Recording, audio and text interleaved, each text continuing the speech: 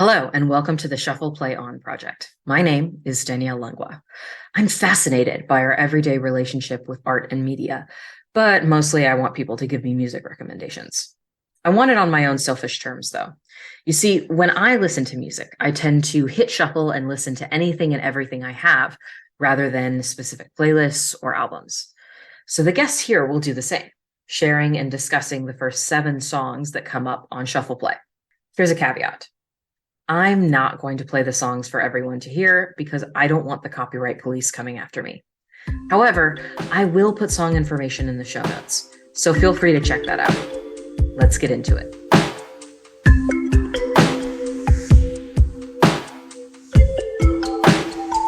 Today's guest is Chris, though I personally know him better as Fuzzy. So, Fuzzy, can you briefly introduce yourself and how we know each other?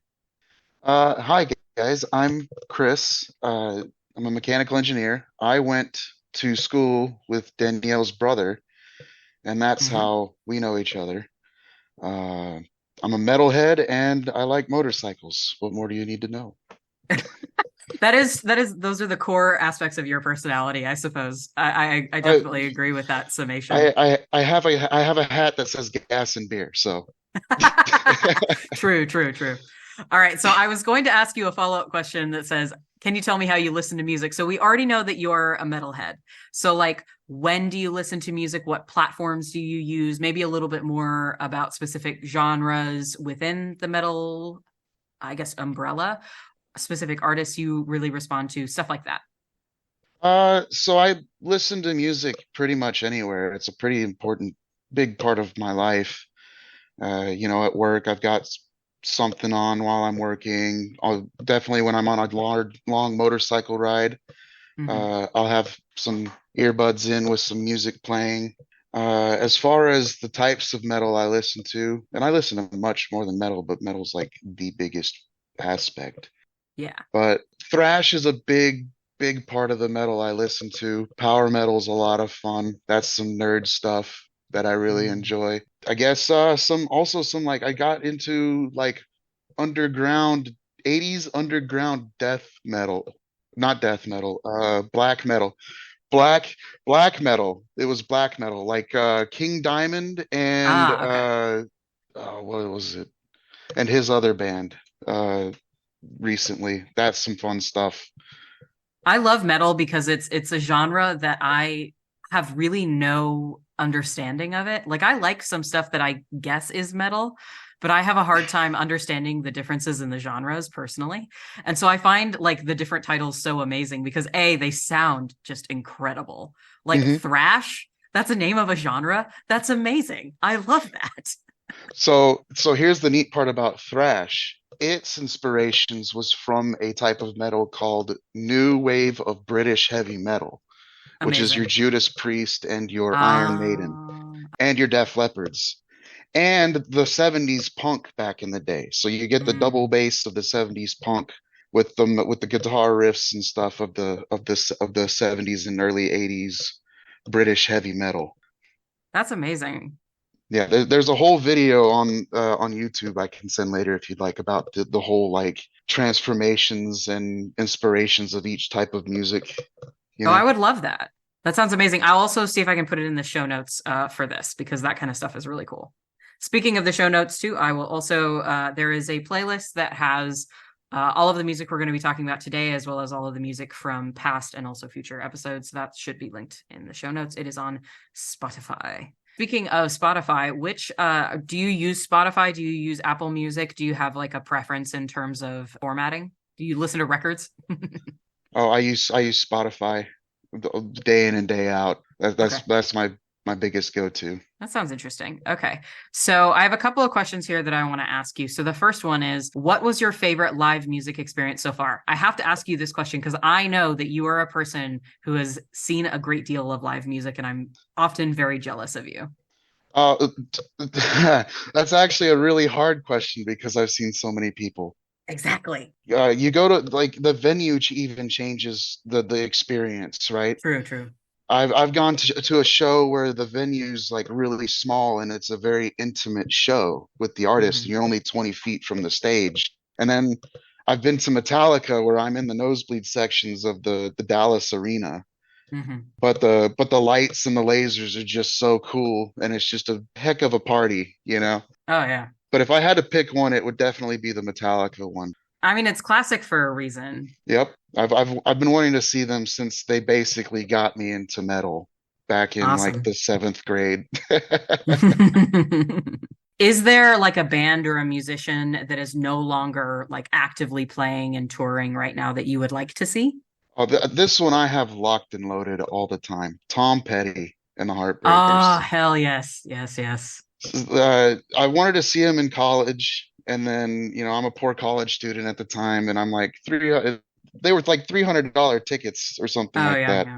and I'm like I can't afford that. And then like months later, he sadly passed away to Yeah, it's heartbreaking. the opiate issues Yeah.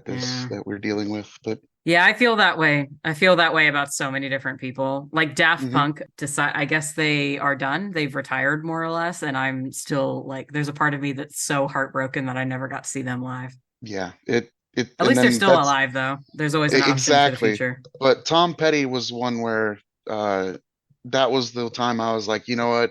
If I want to see them, I'm gonna go see them. You don't know, Yeah, especially, the people that I'm into are, getting pretty up there in age. So I don't hmm. know when I'll see them last. So For fork out sure, the for sure. money if it's important to you and go do it. Absolutely. I definitely agree with that. So let's see here. We'll go ahead and move on at this point. So I am asking you to share your music here, Fuzzy slash Chris. So I think it's only fair that I share too, right? So I'm going to hit shuffle play on my own music library and we're going to see what comes up for me. And the song is Weather by Ginger Root. This is kind of the exact opposite of metal in some ways. So it is like I'm trying to think of how to describe them.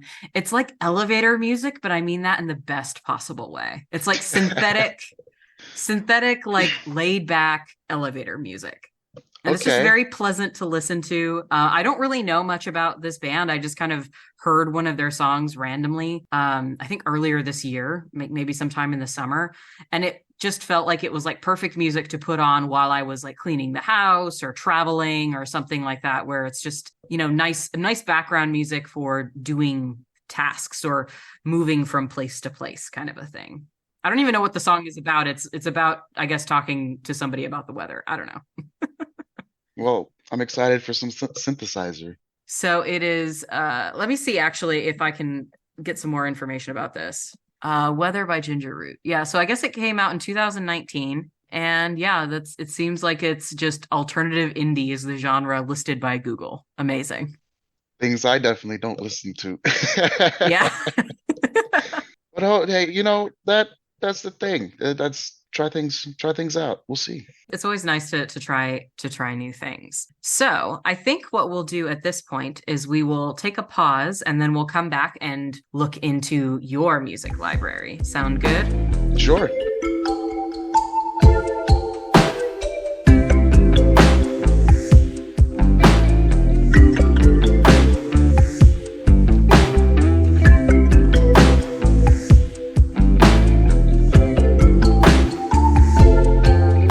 All right, so we're back, and let's go ahead and get into Chris slash Fuzzy's music list. So go ahead and hit shuffle and let me know what comes up first.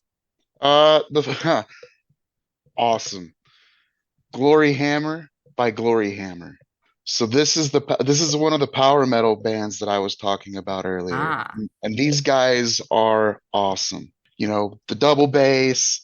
You've got awesome guitar riffs, the synthesizer, some hell yeah. synthesizer stuff, and just the nerd stuff, right? These Hmm. guys tell a story, like a sci-fi fantasy story, Oh, right? so this is one of those where it's like we're a bunch of dwarves and we're doing things in a mine or whatever. Well, close. So this band actually talks about Angus McFife, which is the Prince of the Land of Fife, Oh, hell yeah. That sounds awesome already. and him and his friends, the Hollywood Hootsman, and then like an army general. fight Zargothrax, the Dark Wizard. I love all of this. And Glory Hammer is an excellent name. Absolutely. Yeah.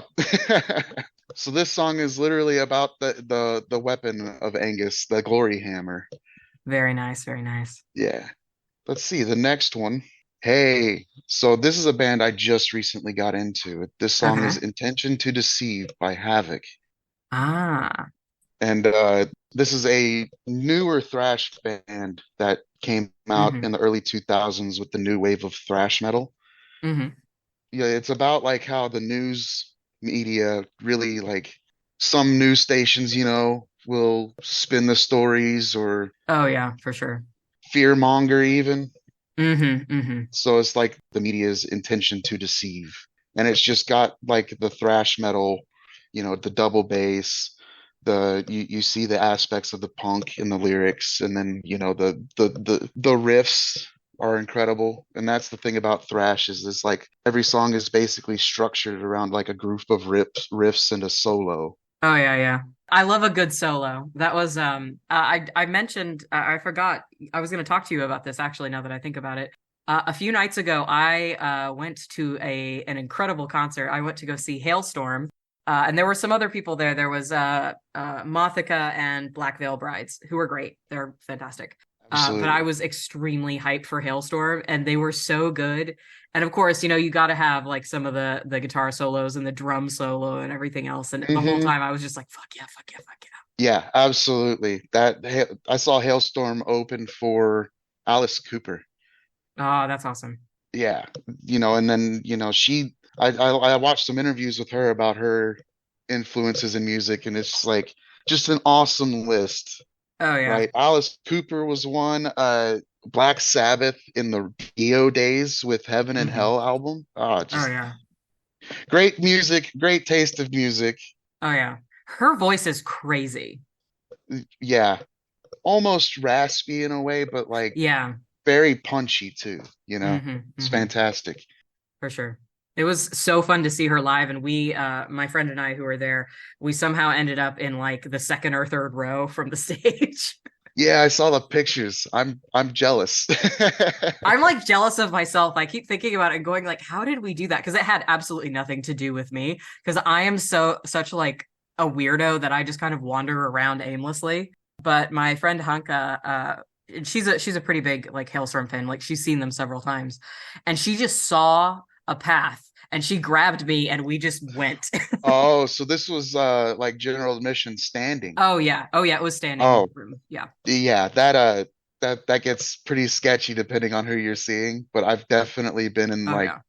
20 feet away and I mean, look, it was in Vienna, so it wasn't like crazy. One of the funniest things that happened was I guess somebody on Black Veil Bride's team was having a birthday. It was a few days ago, the 24th, I think, of November, and it was somebody's birthday. I think it was like a producer or like a manager or something, and it was Mhm. very funny to be in a room surrounded by people singing "Happy Birthday" in English in insanely thick Austrian German accents. It was That's very incredible. funny. But yeah, Awesome. I mean, it was a really nice crowd. I was a bit worried, and when we went towards the front, both Hanka and I were a little bit worried that we were going to get pushed around. But we really weren't. People were really nice. And I mean, I definitely like got some beer spilled on me, but like that's pretty par for the course. It's not that surprising. And I mean, luckily for us too, we aren't particularly tall people. So I think we did okay because we were, again, like not super tall. So we weren't in anybody's way. All right. And what's even funnier too is that Hailstorm posted on Instagram about the show, and they posted like a carousel of like I don't know 9 pictures or something, and in one of the photos you can see my friend Hanka. Oh, that's cool. Yeah, and you can kind of see my hairline, or what I think is my hairline. We'll say it is. That's too cool. Yeah, it was awesome. I'm definitely it was so much fun to see them live. And I've never like been in the pit like that for shows. I've actually not been to that many concerts, so it was really exciting for that like kind of first time for me to be in like that Oh kind of yeah. crazy environment and people were so nice and it was such a good show and everything else. it was amazing. Though I was a little bit annoyed when Black Veil Brides left the stage, and they were great, wonderful, fantastic. But I did notice a lot of people leaving after the Black Veil Brides show, so that makes me think that maybe there were people who were there for them, and maybe they didn't know who Halestorm was. But I was my love of Halestorm. My heart was a bit wounded when I saw people leaving. I just don't understand it from a money aspect. You Me paid for the either. whole show, watch the whole show.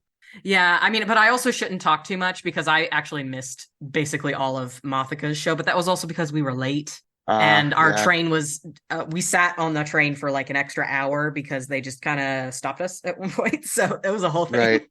So I do feel a little bit bad.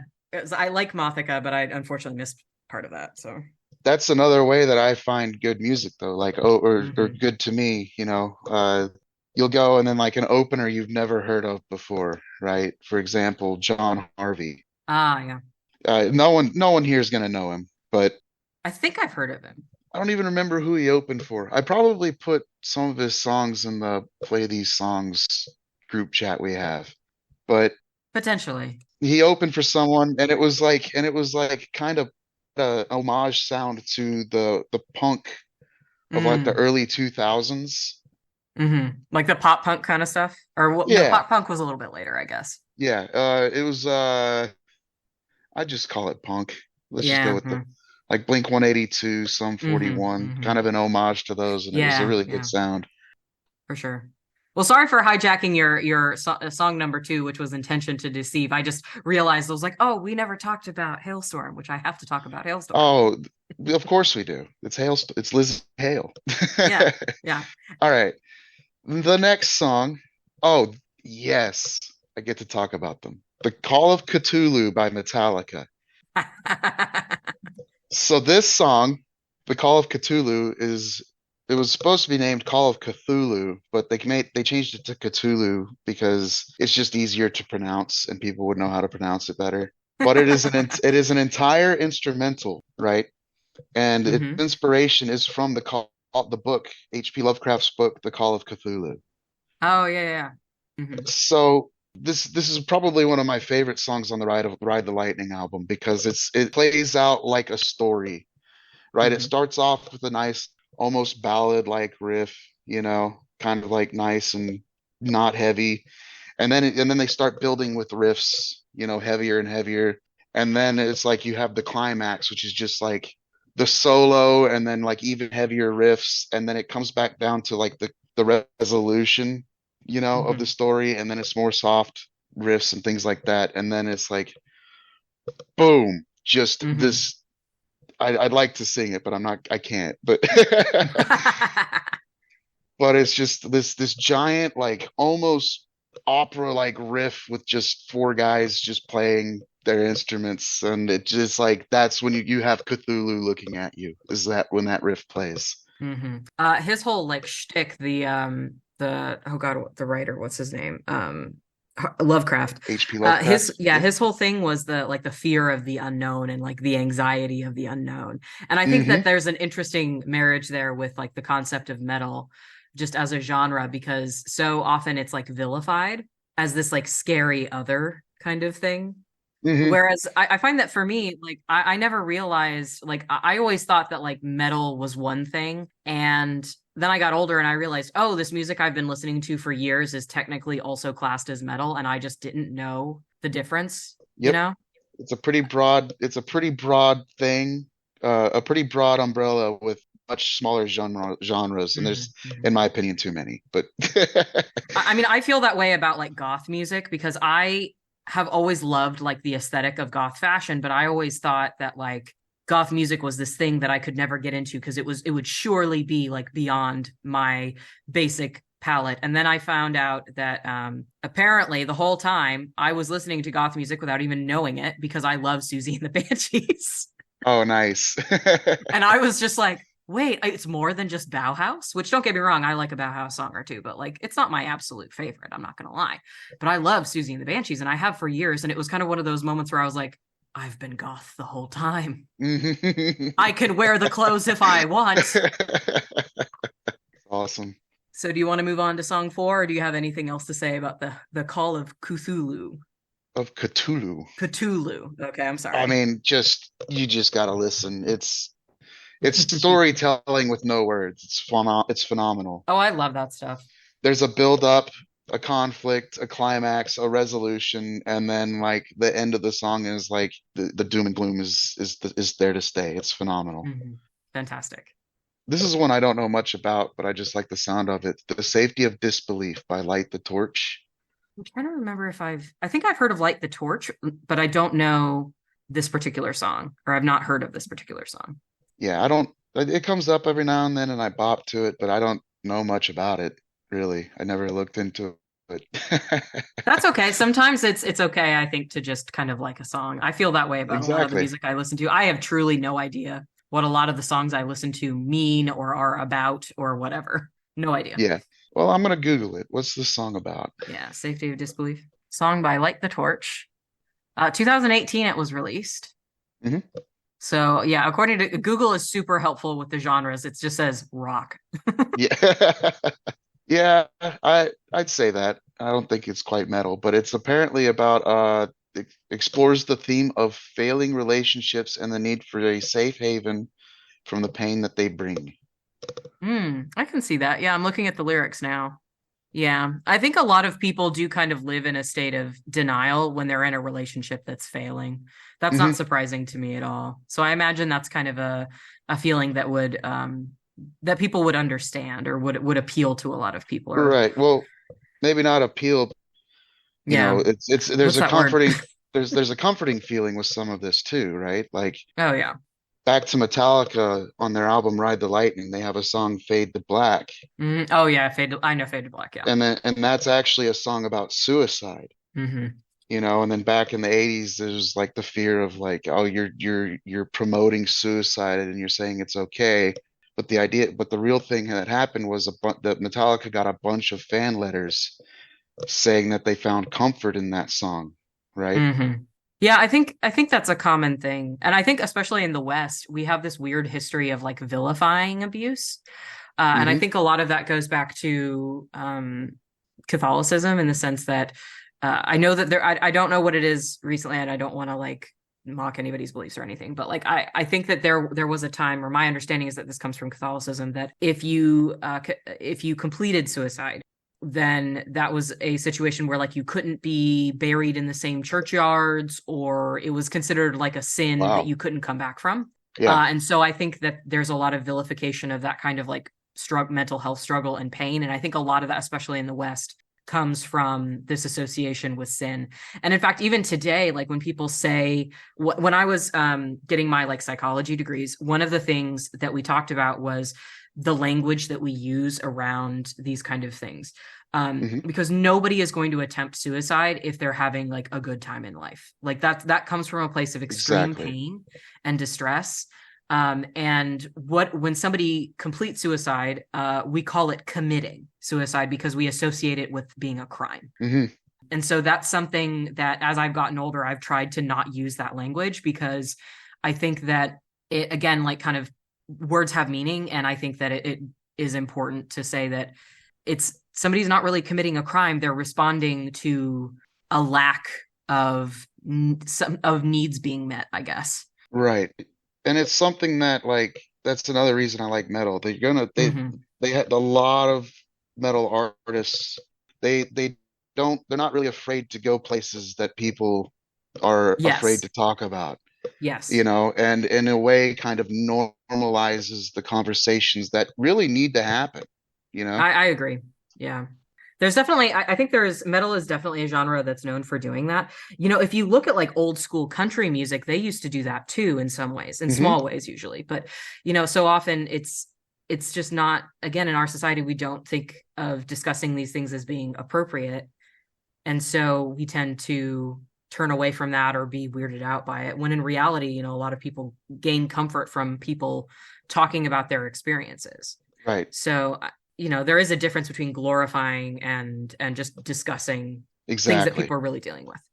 Exactly. Oh, just quick note before you move on. I will put in the show notes. I'll see if I can find some information about like suicide hotlines and things like that, because if you happen to be listening to this and thinking about that kind of stuff, the world is better with you in it, and we love you very much. And yeah, I think that's just the appropriate thing to do in a situation like that, because these things can be kind of triggering even talking about them in this way. So I Absolutely. don't know. I'll put some stuff in the show notes for like resources and things. Okay, go ahead and move on to song number 5. Song number 5. This is odd. It is shuffled, I swear, but this is "Bleach on the Rocks" by John Harvey. It heard you. Spotify said, This song is basically it's like I said earlier. It's that, and I only knew this guy from seeing him live, and I can't for the life of me remember who he opened. Shinedown. He opened up for Oh, Shinedown and Jelly Roll. amazing. Yeah, and he's become this album, "Told Ya," has become like one of my favorites because it's just it takes me back to like linking Xboxes into early 2000s days. Yeah, yeah. That's I think it was Kevin a couple of episodes ago was talking about, I think he said that Shinedown, going to see Shinedown was one of the best like live shows he'd ever gone to. I think it was Shinedown. They can throw a show, absolutely. And then Jelly Roll, I've never seen an artist more adored than Jelly Roll. That crowd just adored Yeah, that man. for sure, for sure. It was incredible. But Bleach on the Rocks is about basically it's another song about a failing relationship, you know. Hmm. And what is it? The main chorus is can I get a bartender? I'm gonna need a couple more shots. I've been on a hard bender, and there ain't a chance I'll stop. I drew a line and you Hmm. crossed it. Need something but a little less toxic. So bartender, can I get a bleach on the rocks? Yeah, yeah. I feel like that's a feeling that a lot of people can understand, you know? Yeah, it was like, man, this I'm better off with just bleach. PSA, please don't drink bleach in real Yeah, life. don't. Sometimes, Yeah, sometimes there's stuff in songs that is not a recommendation for you to do that stuff in real it's life. it's more of It's an what's the emotion. word? Yeah. It, It's a it's an metaphor. emotion metaphor. There it is. But yeah, that song is an absolute bop. I'd recommend that whole album. Fantastic. And then is this 6 or 7? This is number 6. Okay, so this is another band I got into like last year. Hmm. This is actually off of their first or second album. Incredible. Ascendancy by Trivium. Ah, okay. Trivium's the more guttural vocals, hard riffs, double bass, all that. I don't even know what this song's about, but I listen to it almost every day. To ascend would be to like come up or move up. So, or like you would ascend through the ranks in a workplace or something. So maybe it's ascending to a higher plane of existence, like Jesus or whatever. It might be, pick your flavor kind of song. But ascend above the ashes of the world I once knew. Ascendancy is the only thing that will prove. I spread the fuel with ire, desire to incinerate all. Behold, I Oh, there's some rise. religious stuff in this. Oh Because yeah. I opened up the lyrics and I immediately saw the word Judas and went, ah. Yep. Released in 2005. Hmm. Very nice. Ascend above the all the ashes. I guess just choose what you want it to be about. Yeah, it almost seems like, oh, just looking at the lyrics here, it looks like overcoming like past hardship, but in more of a maybe a slightly vague way.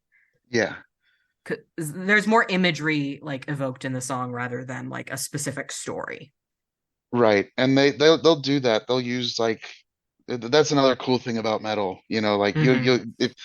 if you like the riffs and stuff, that's one thing, but like 80% of the fun's diving down deep, Hmm. because Hmm.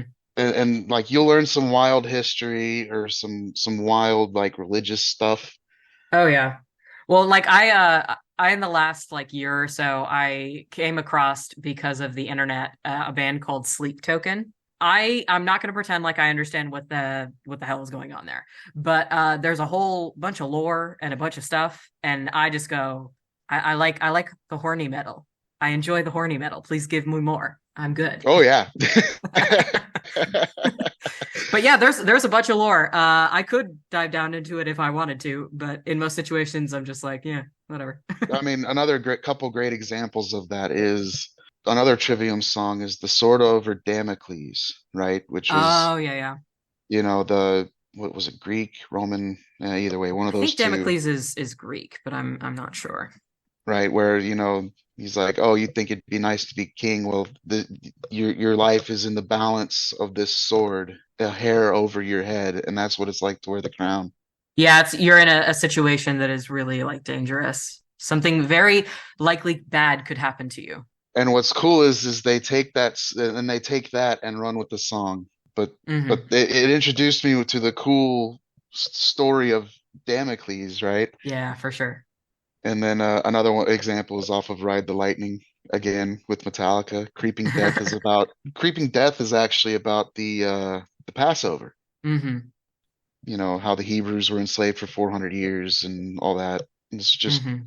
just cool stuff if you ever just pull up the lyrics of the metal you're listening to. It's not all about doom and gloom. It's not all about love. It's a lot of stuff. There's a lot of reading I've noticed. Like there's a lot of literary references. That's what I'm trying to say. Yeah. Yeah. But I've also noticed that in other musical like genres as well. Like I know that I think it was Hozier released an album recently, and apparently it had a lot to do with some book, and I'm trying to remember. It was one of those pieces of classic literature that I was like, "Oh, that sounds cool. I'll listen to that at some point." Yeah. But I've just been so busy, so like so I love when artists do that kind of stuff, and one of my favorite things is when artists will admit that like a lot of their music may just be like fan fiction. Yeah. I love that stuff. I'm always like, And you're it's human like the rest of us. exactly. I can relate. All right, last song, number 7. Oh, The Offspring. Oh, very The good. I love The The Meaning Offspring. of Life by The Offspring. So that is actually I'm cross-linking 2 Xboxes right now with my friends to play True. Halo. You're up at 12:30 eating Cheetos and drinking Big Red and playing Oh, Halo. Big Red. My System God. I Link, always hated that System Link. stuff. My I did brothers too, but loved that's it. all it seemed to have. That was my cousin up in Nebraska was always drinking Mountain Dew, and my brothers were always drinking Big Red. I don't know how I drank it. I was never, I was more, I've always been more of like a root beer, like Coca-Cola kind of person. So, Yeah, I don't have much to say about that one. It's just looking at it through rose-tinted glasses, and I like the sound. yeah. That's totally normal. I one of my recent past episodes was with my friend Alex, and she still listens to a lot of, like the emo bands of like the mid 2000s. Yes, all the teenage angst. Bullet Yes, for My yes. Valentine. Oh, Yeah. for sure. Yeah. Yeah, it was great. That's some fun stuff. So I think that's really normal, especially as because you and I are not the exact same age. You're more my brother's age, so late 20s. And I think that's a time where you start to like rediscover a lot of the music that you remember from your younger years, I guess. Oh yeah, I've dived back into country a few months ago because that's what I started before my journey with metal. Hmm. There's a lot of good stuff in country. I'm convinced that September 11th, 2001 ruined country, unfortunately. That's my personal mark. Yeah, I know what song you're talking about. Uh-huh. Well, as we're winding down here, because we've gotten through all 7 of your songs, right? I have a Hmm. couple of questions for you. So, does this playlist of 7 songs accurately represent your music preferences? I mean, yeah, the amount of times I'm like, yeah, this is awesome. Let's talk about it. Hmm. Absolutely. For sure. Okay, so then I have another follow-up question. Of these 7 songs, which one is your ultimate recommendation? What song should everyone listen to? Call of Cthulhu, and then that whole Okay. album, and then if you like wild stories, feeling like being portrayed the feeling of being trapped under ice and stuff like that, Hmm. and just awesome riffs, give it a shot if you haven't. It's one of my favorite albums ever. For sure. just check it out. Metallica's like the biggest metal band in the world for a reason. That's all I really got to say. Yeah, that's true. That is true. I feel like I see more stuff like with their logo on it than anything else. Also, just a quick check out John Harvey. You might Oh like him. yeah, yeah, for Just sure. I'll make a note here. Okay, cool. So I wanted to say thank you for listening to the Shuffle Play On project, and I wanted to thank Chris for agreeing to come on. Do you have anything you would like to add? no, ma'am. Just thanks for listening. Okay, sounds good. I started this project because I wanted music recommendations, of course, but also because I wanted to do something fun that helped me connect with other people. My goal with this project is to create and post 12 or more episodes over the course of 1 year. And we are, at this point, more than halfway to that goal. Hooray. If you have any feedback or want to contact me for other reasons, please go to danielleklangois.com. That is DanielleKlanglOIS.com for contact info and social media accounts. Or you could leave a comment/review. Thank you so much for listening, and I hope you have a great day.